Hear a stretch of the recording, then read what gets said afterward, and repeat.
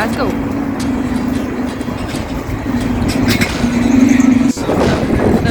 Brytanii, w Szkocji. O, dzisiaj bardzo wietrznie.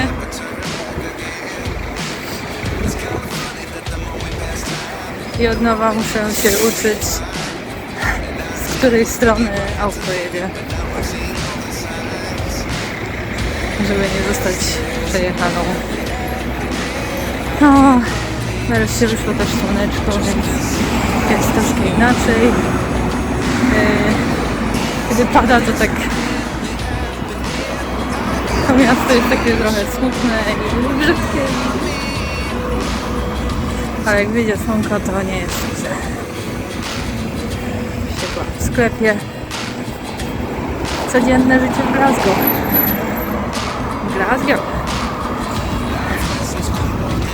I jestem jak zwykle najcieplej ubranym człowiekiem na ulicy. Szkoci to prawie jak w lecie się czują. To jest 12 stopni, a jutro ma już być 5 i przymrozki w nocy. Więc ciekawa, jak to odczuję.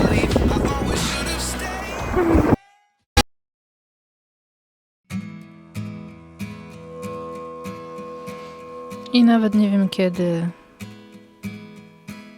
zaczął się Adwent.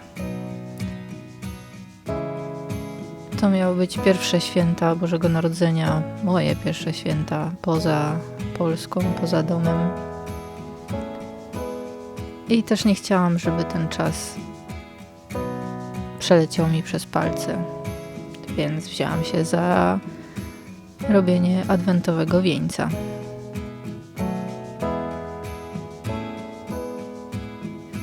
Główną strukturę gałązek kupiłam w Lidlu, bo nie ma tu zbyt wielu drzewek, które można by było troszkę przyciąć.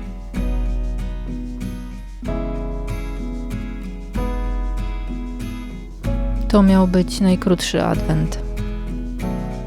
Tylko 3 tygodnie, bo 4. niedziela ma wypaść 24 grudnia, czyli dokładnie w Wigilię. Dlatego szkoda było czasu. Chciałam, żeby te święta były też w sumie pierwszymi świętami takimi z prawdziwego zdarzenia dla Wojtka za granicą.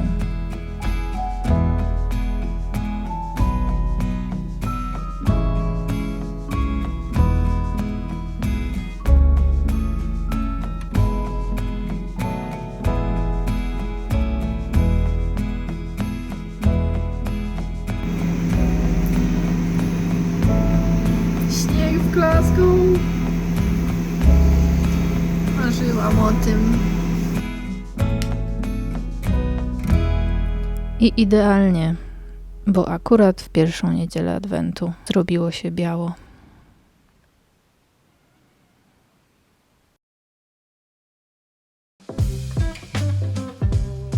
Na Mikołajki odstawiliśmy się jak stróż Boże Ciało i kolekcjonując chwile, momenty i emocje, a nie rzeczy, poszliśmy do restauracji dla nas sentymentalnej,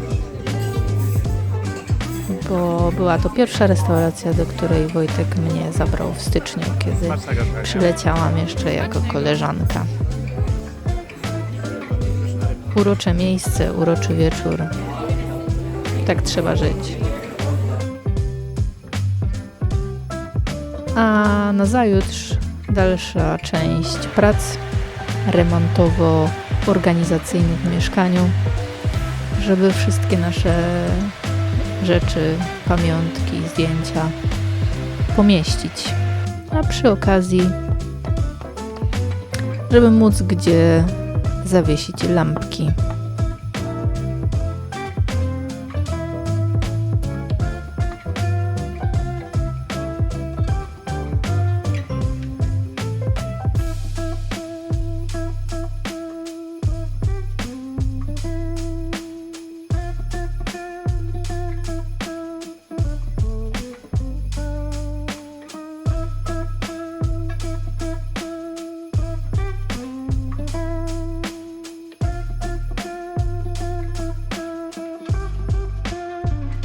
A złakniona słońca i promieni i ciepłego światła postanowiłam już w pierwszym tygodniu Adwentu rozwiesić światełka wszędzie.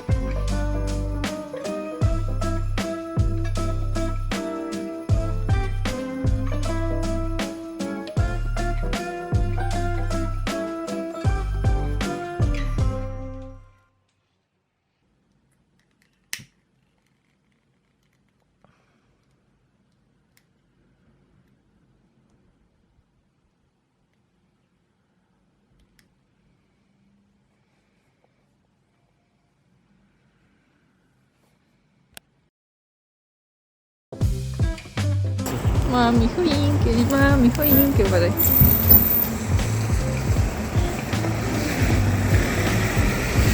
Kogo mamy?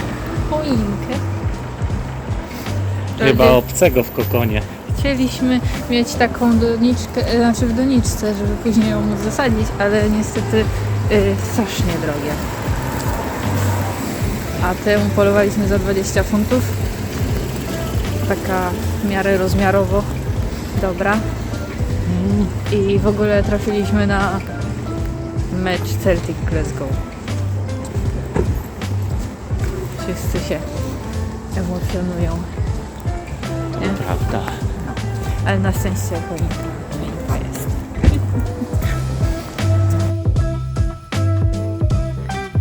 Najdłużej zeszło nam z wyborem choinki. Ale jak już ją mieliśmy, to ubieranie szybko poszło. Zazwyczaj ubierałam choinkę dopiero w dzień Wigilii, co by tradycji stało się zadość, ale trudno nie oprzeć się magii świąt w brytyjskich domach, kiedy to już w listopadzie oświetlają domy, kupują choinki, prezenty. My nie w listopadzie, ale w drugim tygodniu Adwentu stwierdziliśmy, że ta pochmurność Szkocji, deszcz sprawiają, że po prostu naprawdę jest nam potrzebne światło choinkowe, które ma w sobie niesamowitą moc ocieplania klimatu w pomieszczeniach. Więc wzięliśmy się za ubieranie.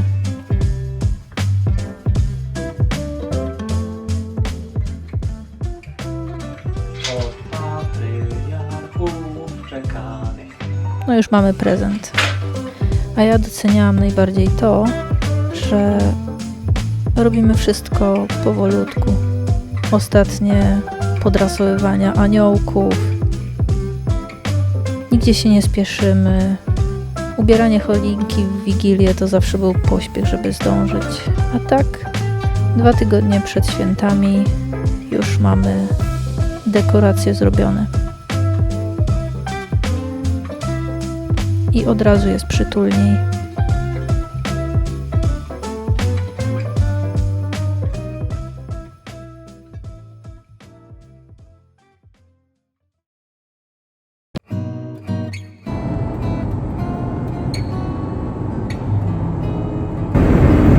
Gdzie my to jedziemy, Wojciech? Do stolicy. Niepodległego państwa szkockiego, prawda? Edynburg. Freedom! Więc kierunek Edynburg. Nie myślałam, że tam jeszcze kiedyś wrócę. I to z Wojciechem, bo ostatnio byłam sama.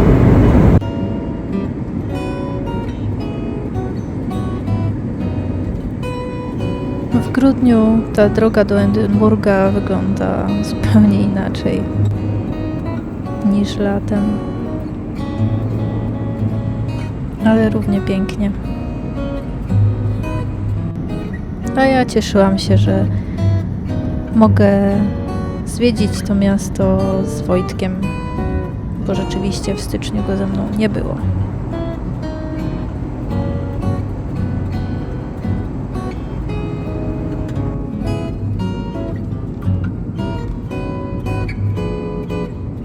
Od samego wjazdu podziwiałam architekturę i cieszyłam się, że pojechaliśmy troszkę inną drogą. Dzięki temu jeszcze bardziej zachwyciłam się tym miastem. Jest tak klimatyczne. Architektura po prostu zjawiskowa.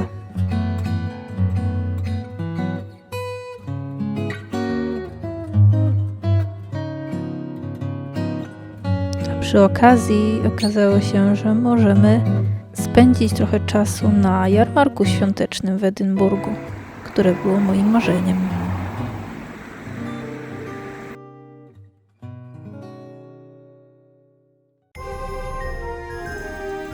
I od razu akcenty francuskie, wzbudzające wspomnienia z naszej wyprawy. Pierwsze, co mnie uderzyło, to tłum ludzi.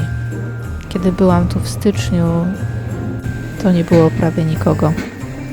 Tak. W planach ten świąteczny kiermasz market w Edynburgu. A uwaga, co skupiło zainteresowanie? Kiełbaska. Niemiecka, ale jest bardzo fajna. Pateleniki. Różne cudeńka na straganach, do jedzenia, do picia. Nie wiem, co to jest napisane, co to jest, ale nie jest to bezalkoholowe. Hot Spice Malt Gin. Malt Gin? No, takie bym powiedział Pyszne. gin. Grzany gin. Destylarnia ginu. Loch Ness. Bardzo pyszniutki. Super. Niam, niam, niam. To jeszcze tylko dla Słodziaczkowo. Wojtusia. Jak to było? Dla Ciebie liczył się? Dla mnie prawdziwym prezentem od serduszka jest taki, który można zjeść. Albo wypić.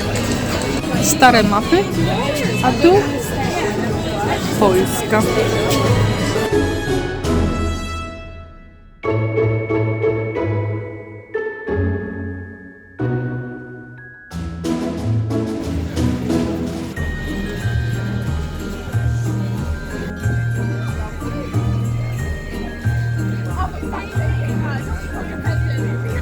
Wszystko kusiło kolorami, nawet diabelski młyn. Kolejne nowe doświadczenie. Kasztanki. Jadalne podobno. Tiki-taki kasztanki. Niam, niam, niam. Zaraz spróbujemy.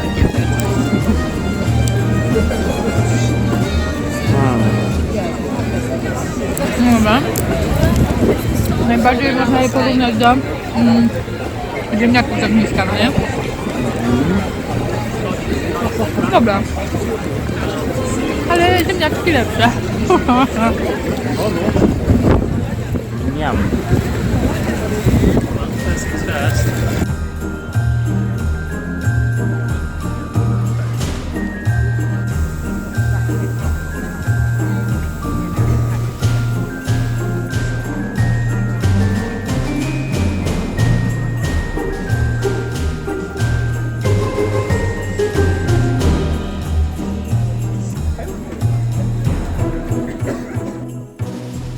Kusiło nas, żeby wsiąść na karuzelę 80-metrową, ale nie odważyliśmy się.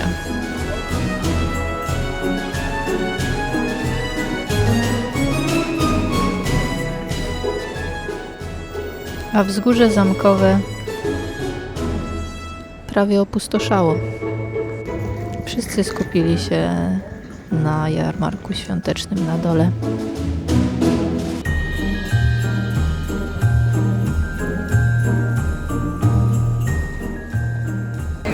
Ostatnim raz byłam w Edynburgu w lutym i mówiłam, bo po godzinie mi się znudziło zwiedzanie i mówiłam, że czegoś mi brakuje. Myślałam, że to natury albo przyrody, a się okazało, że to brakowało mi tego tu Wojciecha. I bardzo żałowałam, że nie może być ze mną wtedy w Edynburgu, ale dzisiaj jesteśmy w grudniu, 10 miesięcy później. I możemy sobie pozwiedzać. I wreszcie mi niczego nie brakuje. Mam wszystko.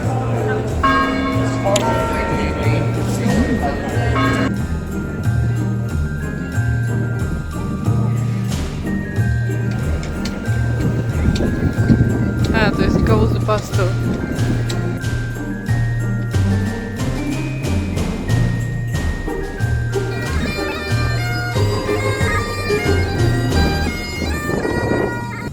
Jak zwiedzać miasto, to tylko z Wojtkiem. Lubię samotnie zwiedzać, samotne wyprawy, ale przyjemniej jest z kimś. Zwłaszcza z takim kimś. To z tyłu za nami to podobno wulkan jest. Ciekawe. I podobno też wzgórze, na którym jest ten zamek, też jest wulkanem, albo było. Przynajmniej Tylko częścią. wygasło. Ciekawe, ciekawe.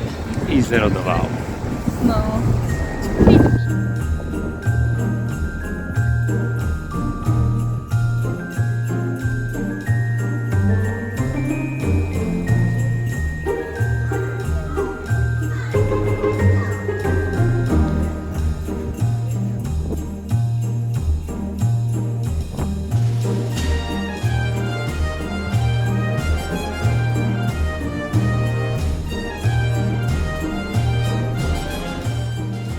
Robi wrażenie. Dobrze, że wracając zahaczyliśmy jeszcze raz o jarmark. Anna? Bo drobne zakupy zawsze są wskazane.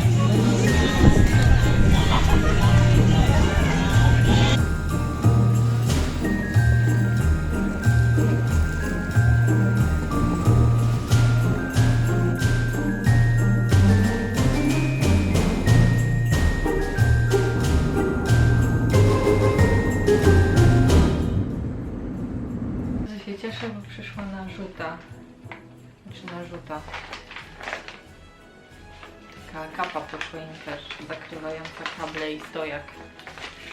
Cieszę się, że mogę ułożyć.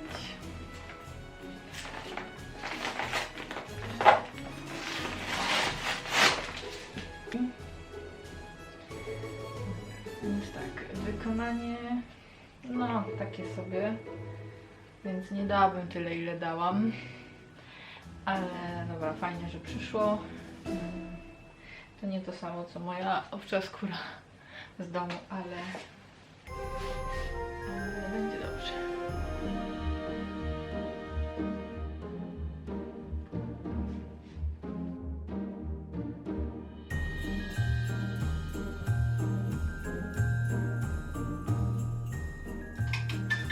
Do dekoracji użyłam też pudełek po pierniczkach, które przywieźliśmy z Polski i pudełko po słodkościach, które Wojtek przywiózł mi z Chamonix, kiedy zdobywał Mont Blanc.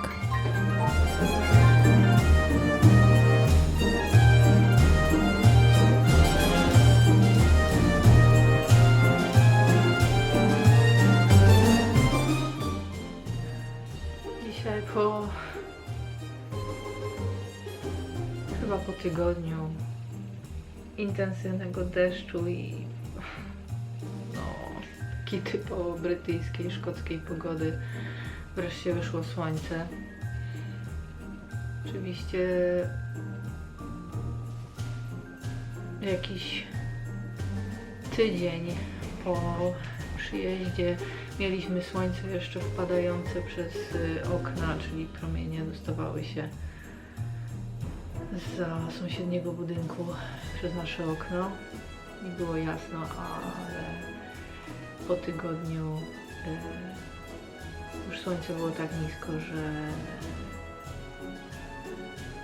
że nie widzimy promieni słońca. Nie wpadają przez okna.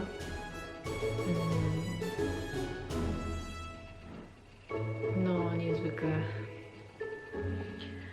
wymagający czas, bo jeszcze przez tydzień będzie dnia ubywać. Słońce jest coraz niżej i dzień jest coraz krótszy, co dosyć mocno odczuwam.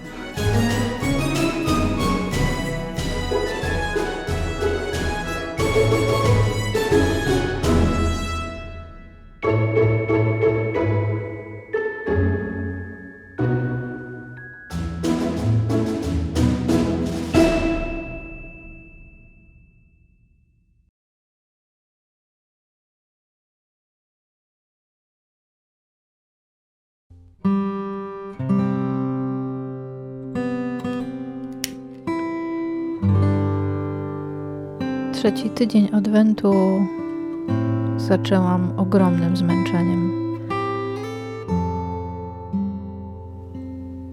Dojmujące ciemności, deszczowa pogoda sprawiały, że non-stop, gdybym mogła, to spałabym. Ratowałam się czym tylko mogłam. Ćwiczeniami, medytacją, choinką, lampkami. Ale to chyba po prostu zwyczajnie grudzień i naturalna kolej rzeczy.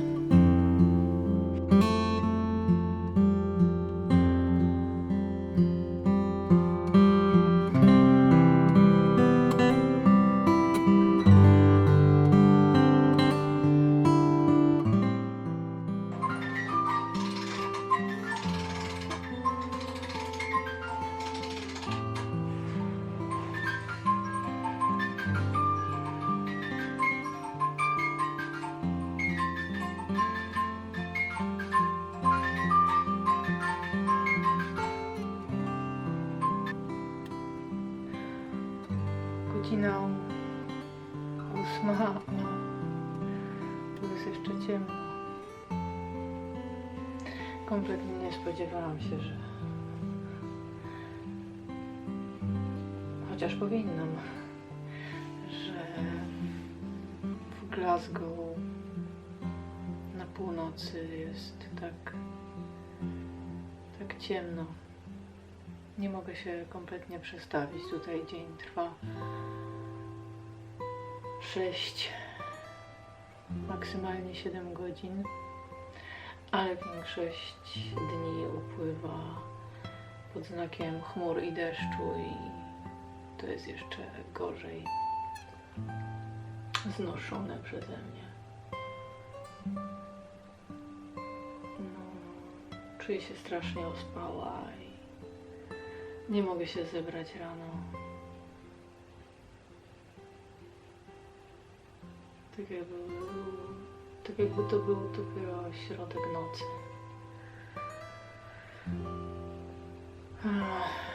Dobrze, że jest choinka, przynajmniej mogę trochę się porozciągać przy blasku lampek. Trochę ocieplają i oświetlają te ciemności. No, dzień się skończy pewnie za 15:04. Wschód jest 8:46. Także przez te ciemności w tym roku wcześniej ubraliśmy choinkę. Nigdy wcześniej, tak wcześnie nie ubrałam choinki, ale to światło było mi bardzo potrzebne. I trochę mi zeszło, zanim zabrałam się za za ćwiczenia. Przez pierwszy miesiąc nawet nie poczułam maty. Nie sięgnęłam po matę. Ale naprawdę czuję już w ciele, że chcę poćwiczyć, chcę się porozciągać, że ma dość takiego siedzenia w ciemnościach.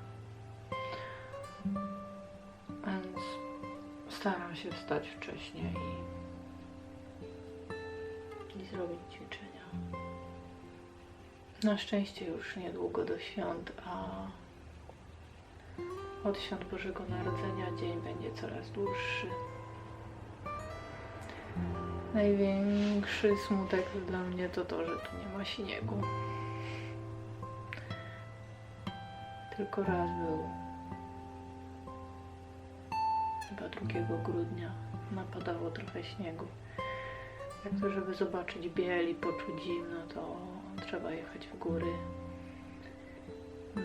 w Highlandy, na Munrosy. Ale to też nie zawsze pogoda dopisuje. I nie zawsze to jest czas. Ale już niedługo. Będą o minutę dłuższe dni.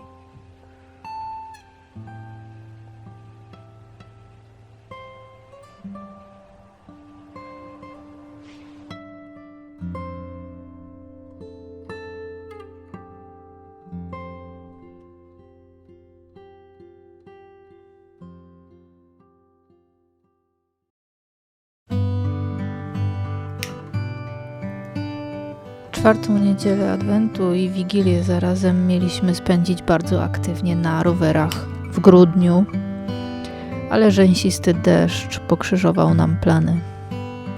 Może to i dobrze. Miałam czas na spokojne przygotowanie się do Wigilii, która już za parę godzin. I pierwszy raz w życiu wszystko mieliśmy gotowe. Jedzenie, dekoracje. Ależ zapach.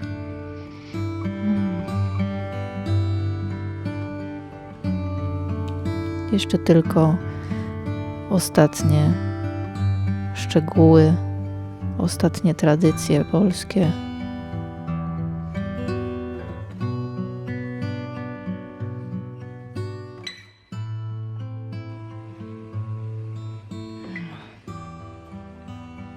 Zapach święty. I można zaczynać polską Wigilię w Szkocji. Pierwszą taką. Ale nie ostatnią.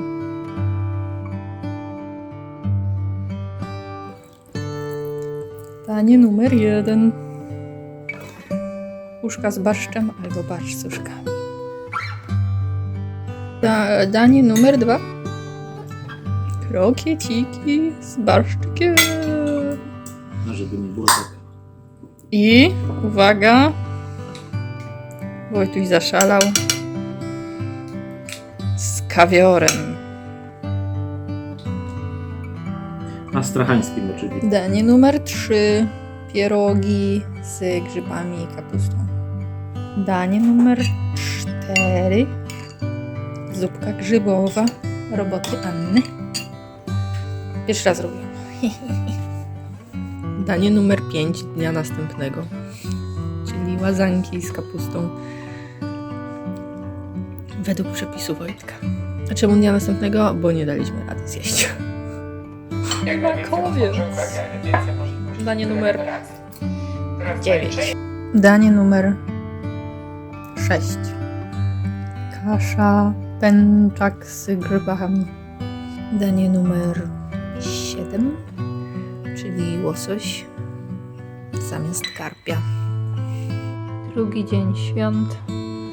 Danie numer 7 albo 8, czyli ziemniaki z polewką tak zwaną, czyli kompotem z suszonych owoców, zwłaszcza śliwek. No Cóż, u nas Wigilia trwa nadal.